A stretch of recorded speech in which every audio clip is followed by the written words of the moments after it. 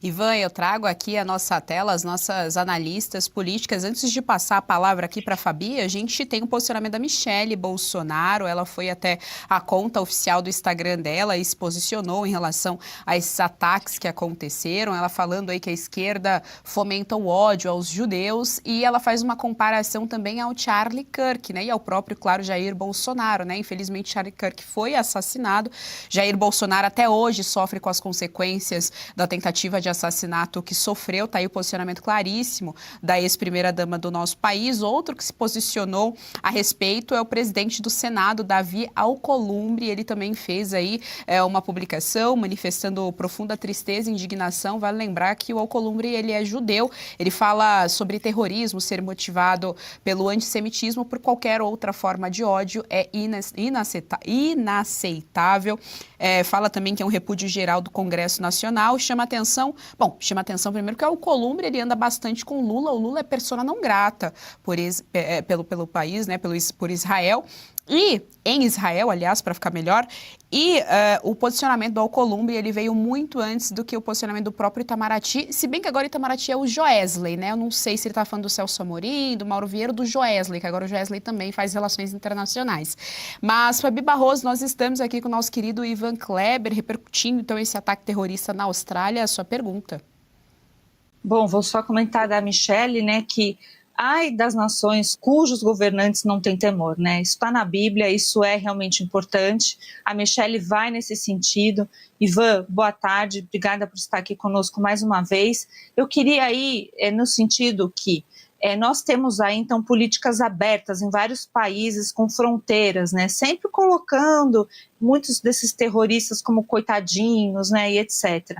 Então, qual a relação que a gente pode fazer com esse atentado, com outros atentados especificamente, e em relação também com o antissemitismo que está se espalhando, está na Austrália, mas você aí, que mora na Europa, sabe muito bem, né, o quão é preocupante isso, se tem ou não a ver, né, com essas políticas migratórias. E você já disse, mas podia até incrementar a questão do silêncio dos líderes progressistas e principalmente de presidentes de países que assiste tudo isso e fica quietinho.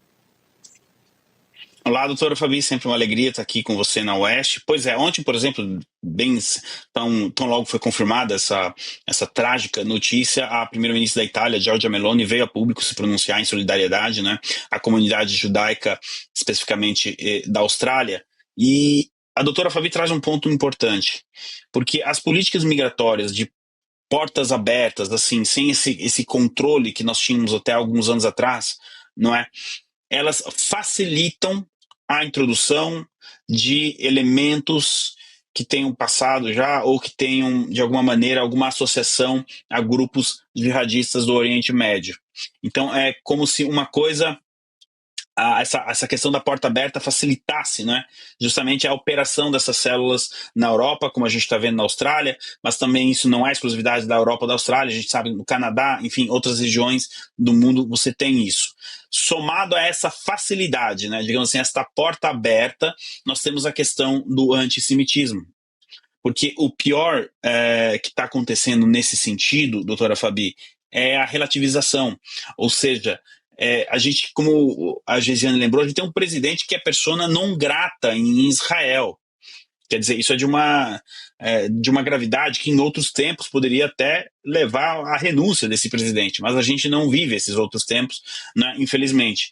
Então, toda essa normalização, por exemplo, da questão do antissemitismo, vai proporcionando essa retórica. Recentemente, nós comentamos aqui o BBC Gate. Existem denúncias que a BBC não fez uma cobertura imparcial, da guerra Israel-Hamas, em alguns momentos dando ali espaço, né, para uma narrativa pró-Hamas. Tá? Eu estou citando o exemplo da BBC, como poderia citar tantos outros exemplos. E justamente é a junção dessa questão das portas abertas com essa retórica fomentam ataques como esse e, em contrapartida, não só os ataques, mas também depois as motivações. Não, era um lobo solitário, era não sei o que, parece que a desculpa já vem pronta até mesmo antes das investigações começarem, não é? Então, doutora Fabi, foi muito bom você trazer esse ponto, porque são duas questões que elas se casam. Eu não estou dizendo que sem a retórica do antissemitismo, os ataques não aconteceriam, ou ao contrário, se as fronteiras fossem fechadas, como deveriam ser, só a retórica seria suficiente para que a gente tivesse ataques como esse. Mas com certeza uma ajuda a outra. Gisiane, eu devolvo para você. Josi, sua pergunta ao nosso querido Ivan Kleber. Boa tarde, Ivan. Obrigada pelas informações. Só um comentário e uma pergunta rápida dessa vez, hein? Só relembrando aqui também, gente, em relação à organização do Hezbollah, onde o PCC aqui no país abriga, né? Cuida, como que vamos dizer, faz cobertura para esses criminosos. Então, a gente acha que não tem relação nosso país e tudo mais, e está tudo interligado, né? Ivan, a minha pergunta é sobre a pausa do governo, né, que afirmou que não estaria buscando novos suspeitos, por já ter entendido que todos eles, né, ou estariam aí com o CPF cancelado ou já investigados. Então, gostaria de saber se tem informações a respeito disso. E também sobre a fala do governo em mudar a legislação de armamento, né, onde agora pretendem apenas liberar armamento para cidadãos australianos. Olá, Josi, sempre uma alegria também estar aqui com você na Oeste. Olha, as investigações, então, vão no rumo justamente que foram apenas pai e filho, né, que a gente citou aqui, que fizeram esse ataque. Só que aí é que entra a questão, Josi. As autoridades de Nova Gales, lá na Austrália, que é a região que aconteceu o ataque, elas vão se limitar ali a fazer a investigação específica do que aconteceu, não é? Então, por exemplo, o jornal Daily Telegraph, se não me engano, a Sky News da Austrália reportava que o pai e filho estiveram um mês antes na praia fazendo uma espécie de análise do terreno. Já o jornal Daily Telegraph aqui da Inglaterra reportava que eles estiveram recentemente nas Filipinas e que as Filipinas, os locais ali, existem locais nas Filipinas que são associados a esses grupos terroristas jihadistas. Então, enquanto a polícia australiana faz uma investigação, digamos assim, mais de campo mesmo ali, aí entra Israel.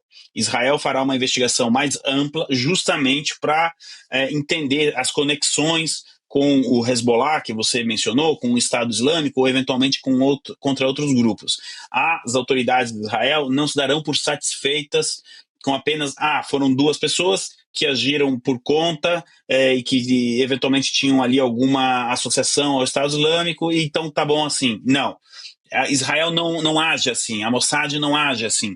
Eles vão até o fim para descobrir quais são os grupos que estão por trás, quem elaborou isso, quem passou as armas, se foi feito algum tipo de treinamento. É assim que as coisas funcionam lá em Israel. Então eles não irão se dar por satisfeitos apenas com a informação de que duas pessoas agiram. Eu acho isso muito importante, doutora Josi, porque você trouxe a questão, né, das operações, no Hezbollah e tudo mais. Acostumem-se cada vez mais, enquanto essa situação continuar, será comum no noticiário a gente observar ações da inteligência de Israel fora de Israel, justamente para proteger os judeus pelo mundo. Gisiane, eu devolvo para você. Muito obrigada, Ivan Kleber, pelas suas informações aqui no nosso Jornal da Oeste, segunda edição. Até a próxima. Gostou do conteúdo que viu por aqui no canal da Revista Oeste? Compartilhe e deixe o seu like.